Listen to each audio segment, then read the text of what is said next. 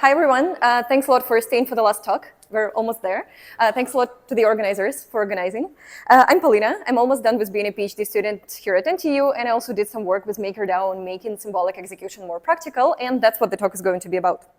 So things I want to talk about are why do we need something like symbolic execution, what it really is, how does it work, and how we can apply it to the smart contracts that we are developing. So let's start with why do we need symbolic execution anyway? And the short answer to that is because we want to eliminate the bugs from our code base, and symbolic execution can help us with that because it is a relatively popular formal verification or a bug finding technique.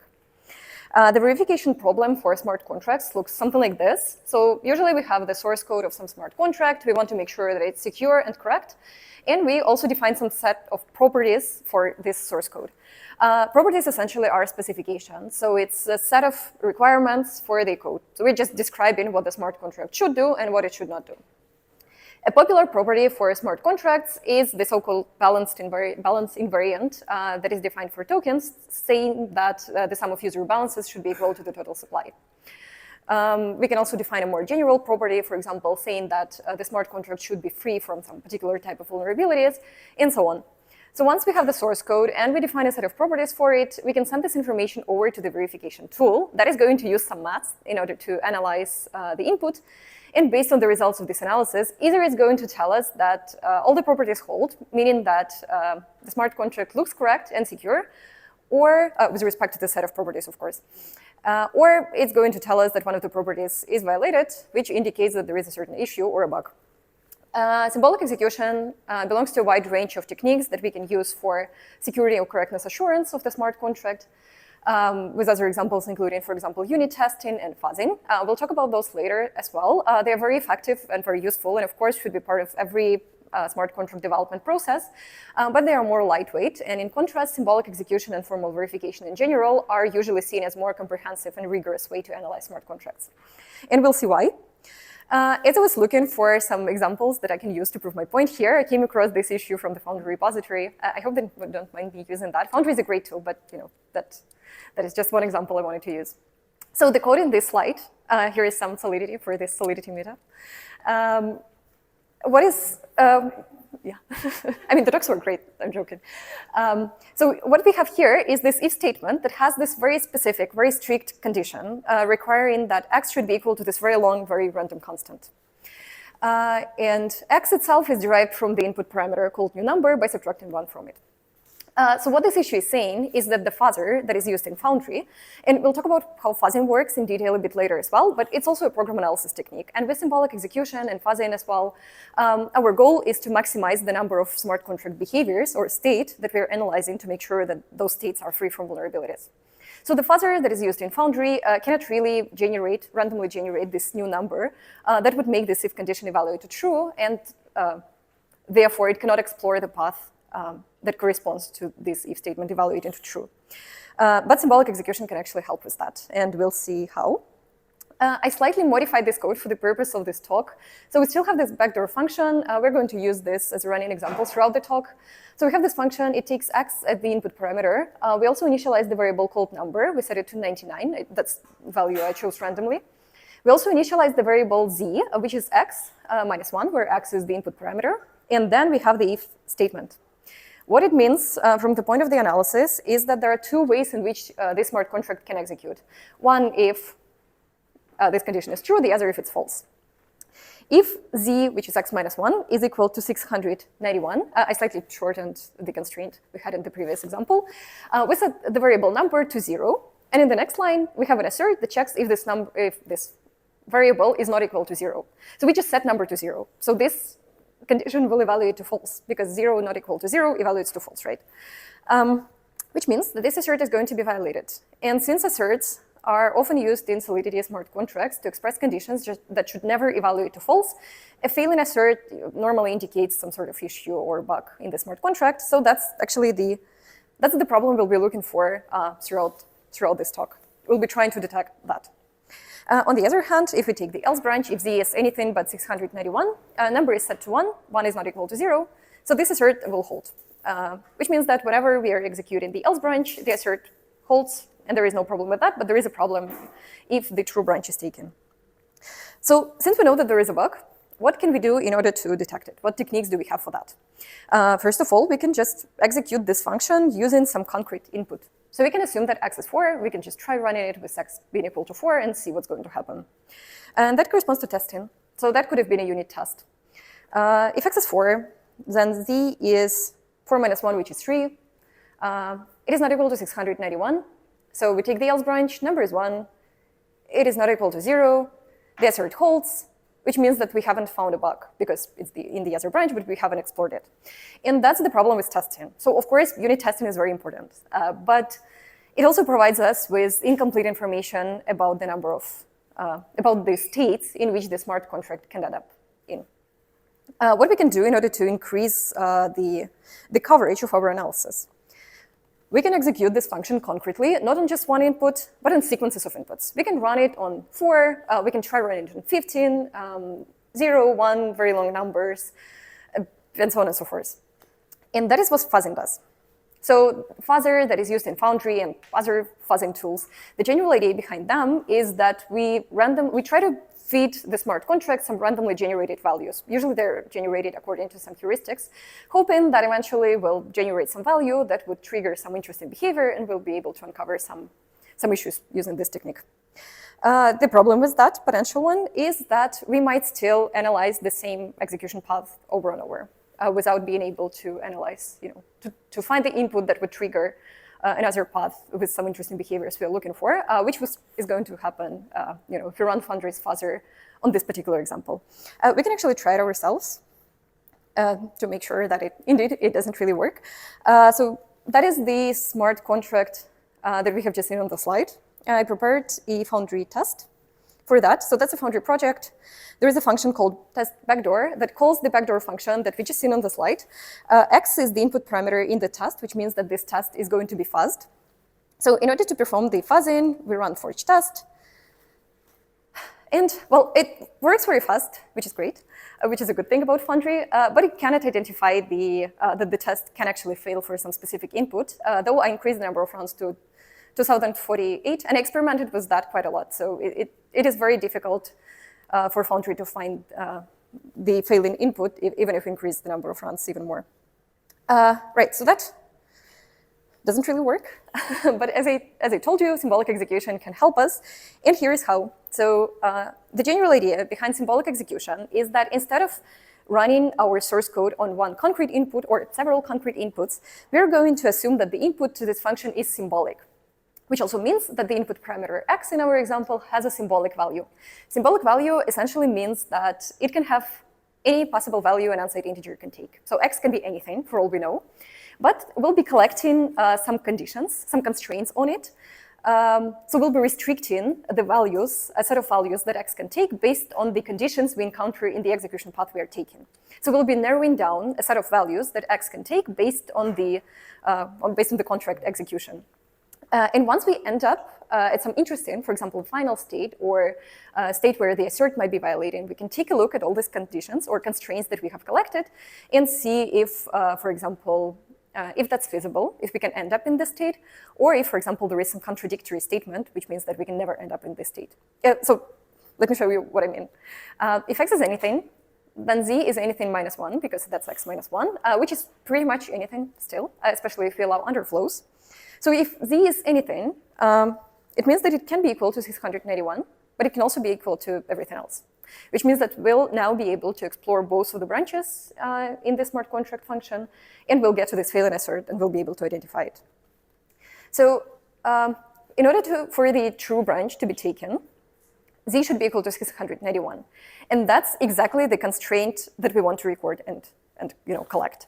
So we re-record that z, which is equal to symbol minus 1. We also establish the relation between z and x in this way. So z is equal to 691 in order for this branch to be taken. We set the number to 0, and then we also get to the failing assert. And what we want to check, essentially, with our symbolic execution tool, is whether the assert can fail. So we want to check if a failing assert is feasible, and a failing assert corresponds to the violation of the expression enclosed in the assert, right? So the negation of it should be true. So it looks something like this.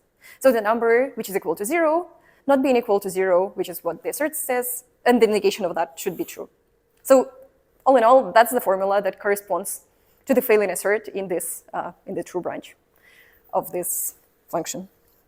In a similar way, we can also take a look at the else branch.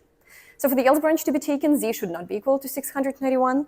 And also in a similar fashion, we encode the failing assert for this branch as well. But now number is equal to 1. And we want it to be equal to 0. But that's not possible, right? At least in the arithmetics we're using here, which means that that is exactly the contradictory statement that I was mentioning before. Basically, what that means is that the assert in the else branch cannot be violated, which is good. We want it to not violate. Right. So what we did is we took the source code of the symbolic execution, of the smart contract function, and we translated it into a set of some logical formulas, which is more formal, more logical representation that we can reason about. So normally, usually the input to the symbolic execution tool is some smart contract source code, either in the form of Solidity or some other high-level source code or bytecode as well. And the output we want to get looks something like this. So we want the tool to tell us that the assert can be violated if we call the backdoor function with the input such as 692, which is 691, z should be equal to plus 1. However, the question is now, how do we get to this concrete values such as 692 from this set of logical formulas that we have generated? And for that, we use a tool that is called an SMT solver. SMT stands for Satisfiability Modulo Theories. In general, that's a pretty complicated, very sophisticated piece of software. So we'll just treat it as a black box. There are a few kinds of them. There are some examples, some names on the slide. What they do, they take a set of conditions or a set of constraints that we have just generated on the previous slide that correspond to a certain state, and we feed this formula to the SMT solver, and the SMT solver is either going to tell us that this formula becomes true if a particular symbol that we have used to substitute a certain variable is equal to a particular value. So since this formula corresponds to the failing assert in the true branch, so that corresponds to failing assert, right? We know that it can fail if x is equal to 692, so the SMT solver is going to tell us exactly that. I hope you're still with me. We can also fit it some formula that we know can never become true. So that this one corresponds to the failing assert in the else branch. So we know the assert cannot fail there. So this formula should not become true, in any case. And that's what the SMT solver is going to tell us. It's going to tell us that whatever x is, whatever symbolic value, whatever concrete assignment there exists for a symbolic value, it can never become true. So it's unsatisfiable, and which means that this state is not reachable. It's infeasible. Finally, the third option that the SMT solver can reply us with is, I don't know, if it ran out of resources, it cannot decide whether it's satisfiable or unsatisfiable. So that's also one of the things the SMT solver can tell us.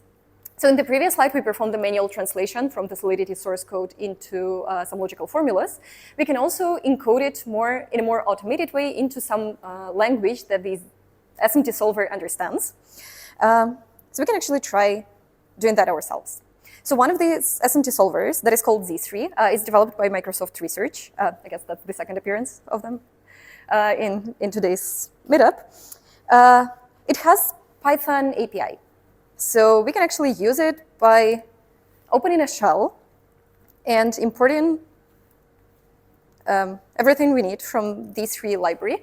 And now we can start encoding our program directly in the language of the SMT solver. So what do we have in our program?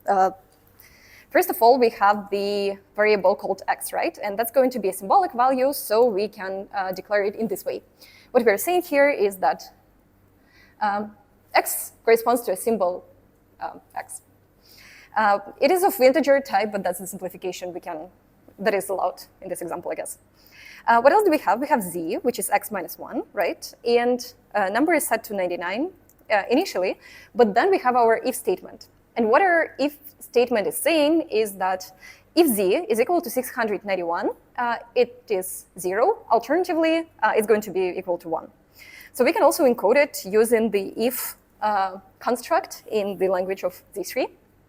So we are saying if z is equal to 691, number is 0, alternatively it's 1. That's it. So we have encoded pretty much everything. One last thing we want to check is whether the assert can fail.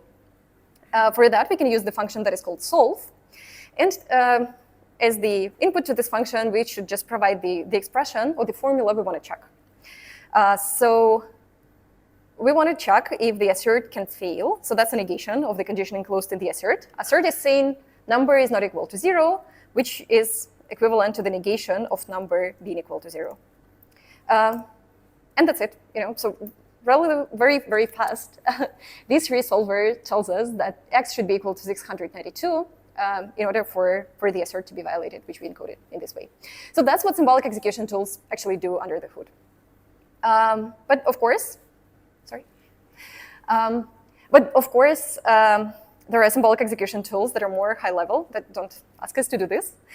So how do we symbolically execute our smart contracts using those existing tools? So with protocol engineering core unit of MakerDAO, we actually performed more or less comprehensive analysis of existing symbolic execution tools for smart contracts. And well, there are quite a lot of them. That's a relatively popular way to perform vulnerability detection in smart contracts. So of course, all these tools differ in implementation language, in these resolvers they support, in a lot of other aspects, really. So we have closely compared 4 of them. And in today's talk, I want to take a look at Mithril and EVM, so 2 of them. So how do we actually use it? Let's get back to the example we have here. So let's start with Mithril. We can run Mithril directly on the source code that we have, that you can see on the slide. In order to run Mithril, we type myth, which invokes it, a, which is a shorthand for analyze, and then we provide a path to the source code itself, to the Solidity file. Oh, wait, you know what? Let's time it so that we know how much time it takes. So it should take a couple of seconds. And yes, so it takes 2.7 seconds approximately.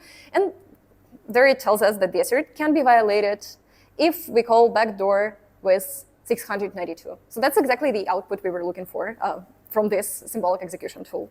And it's relatively fast, like 2.7 is not too bad. Another tool that I wanted to look at today is EVM. So that's a REST-based, by the way, Mithril is implemented in Python and it's developed by consensus. On the other hand, EVM is a REST-based tool, and it's actually quite fast, but the downside of it is that it doesn't support Solidity processing. So before we can analyze the smart contract using EVM, we should first compile it into the runtime bytecode, and that's actually quite common for verification tooling. So what we need to do, we should generate the binary, which we can using the Solidity compiler and bin runtime flag. And then we also provide the path to the source code. So there we have the binary of the runtime binary of the source code, and then we just have to copy paste it into the configuration file that EVM takes. So using this configuration file, we should copy paste the code there, but we can also set up the state. We can also declare, specify the address, the balance, we can define storage, I guess, for the smart contract we're analyzing here as well. But once we have done it, we can run EVM on this file. Let's time it as well. And we'll just provide the path to the configuration file. And there we go. In 0.2 seconds, which is extremely fast, it tells us that an assert can be violated, though I think EVM initially it did not allow detection of failed asserts, but it could detect some other vulnerabilities, so that we had to add ourselves. But still, in 0.2 seconds, it tells us that the assert can be violated. But as you can see, the output, so that's the counterexample. That's the data with which you should call the smart contract in order to get to the violation, but we should decode it ourselves. So you have to trust me on that, but that corresponds to the backdoor function, the backdoor function selector. And 2 before here actually is 692 in hexadecimal. So it works, but the downside is that we have to decode this information ourselves, and we have to compile the code ourselves as well. One other thing we can do is we can make this code a bit more complicated. So that is the modification of the smart contract we were looking at. But here we introduced the variable called live. And we also declare the function called setLive, which allows to switch the value of this variable. And finally, in the backdoor function, we have the require statement, which states that life should be true in order for this branch, in order for this function to execute successfully and for the assert to be violated. Why do we do that? Because in reality, smart contracts are not very straightforward, and normally it might take several functions to get to the vulnerable state. So in order to see whether we can, for example, whether Mistral can identify this issue, we do the same thing. We provide a path to this modified smart contract, and we also want to measure the time it takes. So it takes a bit longer than it took previously to identify one transaction issue. So now it takes 5.3 seconds, which is still quite fast, but the example is still quite simple. So as we can see, now it identifies the counterexample, which consists of two functions. So first we call setLife with true, and then we call backdoor as we did before. So that's what commonly symbolic execution tools do that. So they just analyze sequences of function calls until they run into some issue. So different orderings, different sequences of function calls. For consistency, we can also run EVM on that. So again, we have to compile this to transaction file. As you can see, the bytecode became a bit bigger, but that's because the source code became a bit bigger. We copy-paste this code as well here again. And if we run EVM on this example now, it's still quite fast. It still takes less than 0.5 seconds. And it also identifies two transactions now. So this one here in the first transaction corresponds to the true value with which we should call the setLife function. And then we also call the other backdoor function as we did before. Right, so this example, so of course, Mistral, the UX of Mistral allows us to run the analysis on the Solidity file itself, though EVM takes a bit faster, takes a bit less time to do the analysis, but we have to do this compilation and decoding ourselves. So these are just some of the examples of the trade-offs that we have to make when interacting with symbolic execution tools. One final thing I want to discuss is so-called symbolic testing. So that's the new rapidly developing technique that involves symbolic execution of tests. So instead of analyzing Solidity smart contracts and calling sequences of function calls in order to identify the violation, what we can do instead is to only symbolically execute a test. So for example, we can symbolically execute this test backdoor function. In this case, X is going to be symbolic, but that's it, right? So we'll just analyze this backdoor function using the symbolic value X, but we won't do anything else. We won't analyze sequences of function calls apart from what is encoded in the test. So there is a new tool that is called Halmash, I guess, by A16Z that does exactly that. So we can run Halmash on this example. And yeah, as you can see, also it works quite fast, and it tells us that in this test backdoor function, the assert is going to be violated if X is equal to 692, but it identified that based on the analysis of this test backdoor function. One other tool so that's something we have been experimenting at MakerDAO ourselves. So we performed the integration of EVM that I have just shown you, the one that asks you to first compile the code and then decode the output. So we experimented with its integration with the Foundry framework itself, which allows us to use the Foundry's capabilities in order to in order to do the compilation and then do the decoding for us. So now when we run forge test on the function that is called proof, that starts with proof, because we need to distinguish between tests that should be fast, starting with test, and the ones that should be symbolically executed that start with proof. Now if we run forge test, it's going to symbolically execute proof backdoor function using EVM, but now we don't have to compile anything. And as you can see here, it tells us that the assert is getting violated if backdoor is called with 692. So hopefully that simplifies the interaction with the symbolic execution tooling a bit. One last tool is HEVM that is developed by Ethereum Foundation. So it's also a symbolic execution tool. They recently have added the support for Foundry project testing. To use those, I guess we need to rebuild the Foundry project, to just recompile it using Foundry. And then we can say, I'm running, that's the latest version of HEVM I'm running, and we say test. And yeah, again, I guess it takes less than 1 second. It also tells us that the assert is going to be violated if we call the proof backdoor function with 692. So all in all, there exists quite some tooling on symbolic execution that we have analyzed. You can also try it ourselves. So that is that's the QR code to the post that we wrote. It consists of 2 parts. So under the same author, you can also find the other post. The first one is about more like canonical symbolic execution. The other is about symbolic testing. And we also prepared some Docker containers that you can use to run the tooling we have discussed, hopefully relatively easy. And that's it. Yeah, that's all for my talk. Thank you very much for listening to it. Yeah, let me know if you have any questions.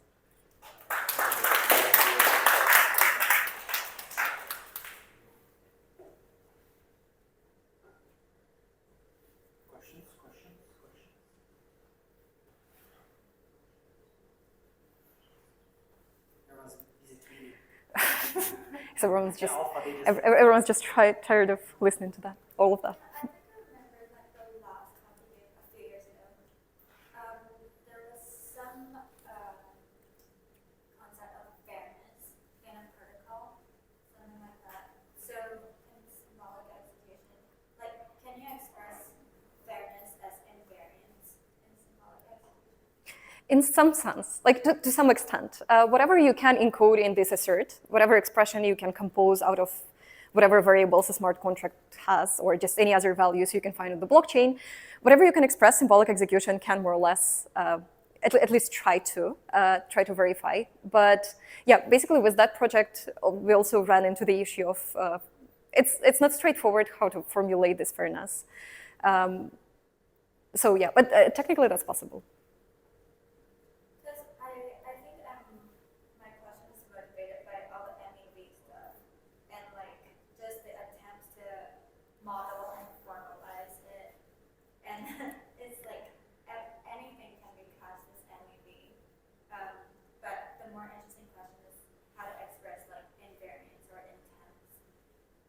There is a paper by Phil Dayan and other people, I guess, from Cornell, probably. So they published a paper around a year ago, I guess, on formalizing MEV. So they formalized cross-chain MEV, and they defined this extractable value as, I guess, the sum of like whatever a certain agent can get in a number of blocks. So they calculated his balance before, like at the first block, and then they assumed that there are some actions that are allowed for this agent in a span of some particular number of blocks, and then at the end they calculated his balance again, and whatever is the difference is whatever he can extract. But the problem with formal reasoning about it, I mean, I'm very excited about that. That's something I'm trying to look at as well. But the problem with that is that a particular, not to say issue, but a challenge when using this formal tooling is that they don't scale that well.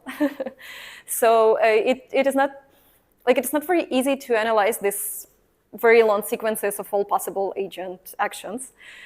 So I'm not sure anyone actually has done any of this, like symbolic MEV extraction, sorry. But yeah, I'm trying to look into that as well.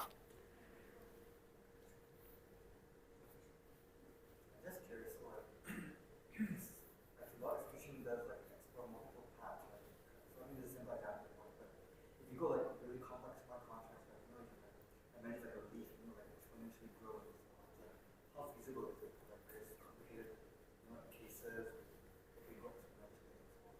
Right. Yeah. Exactly. They grow exponentially. That's called state explosion. Sorry. This.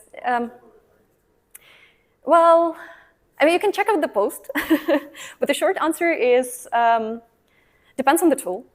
So normally these tools also implement there are some techniques that you can use in order to solve this issue to some extent. So you can make them more more robust by applying some techniques, like you don't really have to analyze all possible states. You can take a subset of the ones that look more interesting, and so on and so forth.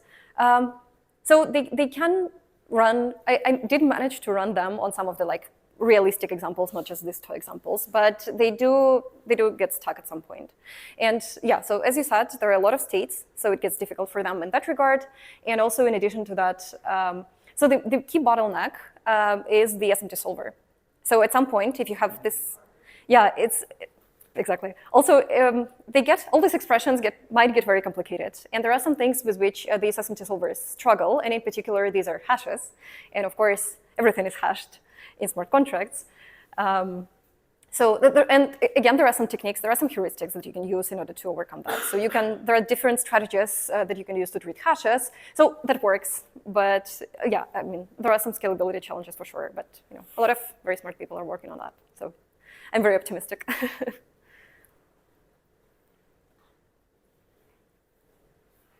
Yeah, sure. What's an example of a situation that these cannot when it gives an answer showing itself? Sorry, can you repeat the question once again, please?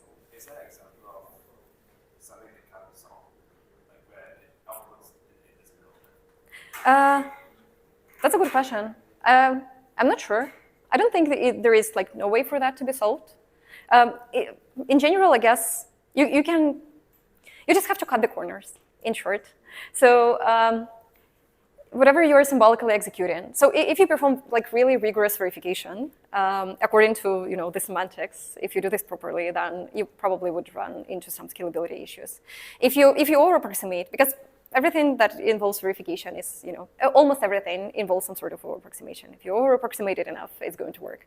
So I guess it's usually the trade-off between, these two tools. There is some spot where, it might become feasible, and since, we have better computation resources now, better than ever, and they're probably going to get better, I think we can probably, get more out of all this SMT solvers and verification tooling. Yeah, I don't think anyone will actually do this because, the target audience of this is, I guess, form of verification is verifying your own smart contracts, right? But out of academic curiosity, is it possible to construct a smart contract code or bytecode or whatever that's like a pathological example that will is intended to break these tools? Yeah, just throw in a lot of hashing, right, and just make it very complicated. Create very complex if statements which involve nested mappings or something. So create lots of branching logic, basically. Yeah, a lot of branching logics and nested mappings, whatever involves hashes. Very very long numbers would work as well. Something that in theory should work, but is designed to run into hardware limits or something. Well, it will just exhaust the resources. Right. It will take long, and then you won't get anything out of it. Most likely, you can try it out. There is a chance. So these tools perform differently on different examples. Some of them perform very well on the smart contract that other tools struggle with. So yeah, it's just a matter of trade-offs and heuristics that you choose to apply, and some other tooling. The performance, different SMT solvers also perform differently on some expressions, just because they're designed in a different way. Yeah. I'm not sure if you mentioned this. This is a completely different question. Sure. Some of the tools you showed ran on Solidity code, and the others ran on bytecode. But does the ones that run Solidity code, do they also compile it and then run it on the bytecode, but then sort of have references to both or something? Yeah, thanks so much for asking that. So in this example, all the tools that we analyzed here and in the post that the QR code leads to, they are all bytecode level. So the tools that take Solidity, which are Manticore and Mistral, they just compile it themselves. So they just do the compilation under the hood. There are tools that perform source level analysis. We were working on one at the university, and I guess there are more. So I think bytecode level analysis is more popular, but source level analyzers exist as well. Usually, so you have to choose, whenever you're writing an analyzer, you have to choose between doing that in source code or the bytecode. And I guess the reason why bytecode is more popular is that, well, first of all, EVM bytecode, the language itself, is easier than Solidity, and it doesn't change that much. It doesn't really change, to be fair. The reason I asked because when you did the Python example with Z3, it looked like that was doing it just based on analysis, right? Without actually executing the code. But then when you ran the Solidity examples in VS Code, that looks as if it was runtime analysis. They don't really run it anyway, so they don't execute it on the actual blockchain. They perform this analysis just. Yeah, but they're executing the bytecode in their own sort of VM. Yeah, kind of. Right. Yeah. So that's still runtime. Yeah, so anyway, all of them analyze bytecode. And yeah, the main upside of analyzing bytecode, just so I complete the previous sentence, the main upside is that you verify whatever is being deployed. And if you analyze the source code, then you have to rely on the compiler being correct, and it may not be correct. Like, there are some issues that might be identified. But yeah, either way, they analyze bytecode, and they do it in like sort of runtime. So they do their own analysis. They execute it locally in their own kind of environment, so to say. Yeah, but they don't analyze it. They don't run it on some local testnet or something like that. Which was in contrast to fuzzing. Fuzzing does exactly that. Right, I hope I answered your question.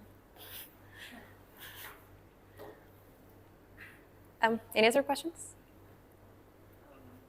Can these tools be integrated with the build lifecycle? Sorry, with what? Can the tools be integrated with the build lifecycle itself? So I am running an ER project. I have a bunch of smart contracts. I want to run it every time I make a change. Yeah, I mean, so if for example, you're performing some what we did here, which is symbolic testing, then whatever you run your unit test, you can also run symbolic tests. I guess there is a way to integrate that into your CI or CD, whatever that is. CI, CD, right. Yeah, I mean, if your unit tests are part of the development process, which they should, then you can also integrate symbolic testing or just symbolic execution as well. But yeah, the problem is that they are generally a bit harder to use, a bit more challenging and less user-friendly, but you know, that's something I personally have been working on, and I guess a lot of other people are. Yeah. So I'm just wondering, I mean, so there's going to be a lot of work for this because there's a 4337 building group that I'm also down the rabbit hole. But one of the things that's happening is with the smart contracts, they're going to actually move to modular smart contracts, and they're going to have plugins. I don't have, I guess this would potentially work on plugins. Should this, yeah, symbolic execution should be done on plugins that people are starting to build? Yeah. Like potentially you can, symbolic execution is used outside of smart contracts relatively successfully, I guess. There is some tooling that works. So I guess you can run it on whatever code you have. Because I'm just thinking, because now you've got the smart contract wallets, and then you've got the modular plugins for smart contract wallets, but how do you, you know, if you have two pieces of, you know, slightly separate code interacting, how would symbolic execution work to capture something that would, you know, flow from maybe the modular plugin into the smart contract wallet? Oh yeah, so that's another challenge for analyzing smart contracts or DeFi protocols in general, because if you read a lot of academic literature, people are saying that smart contracts are a great application of symbolic execution because they are very small and very simple. Like, have you seen smart contracts? And honestly, and if you look at DeFi protocols, there are a lot of this, you know, smart contracts within one DeFi protocol interacting with other DeFi protocols and so on and so forth. So that also makes it challenging. There are ways around that, which are like so-called compositional analysis. You can analyze them separately, and then you make some assumptions about each of them, and then you analyze interactions, assuming some things that you have previously proved, or you know, something like that. So it is challenging because the more states you have, like the bigger is the program, and if you have more programs, that even it's more complicated. The more states you have, the harder it is to reason about. So again, that's the same, you know, the same skill. That's theoretically possible and practically is possible under some assumptions. But yeah, that's the same scalability constraint that there is. But there are, so at least theoretical computer science have some solutions for that. So. That's potentially possible. That's very interesting. You just have to, so the challenge, as far as I understand for that, is that you have to come up with these assumptions that actually make sense, that facilitate verification, that are true. And well, that's an interesting. Another ground to work on. Yeah, but I mean, that's an interesting problem to work on. If you know the invariants about your code, that's probably easier. So if you know what the code does, then you know you should be able to do that. Thanks.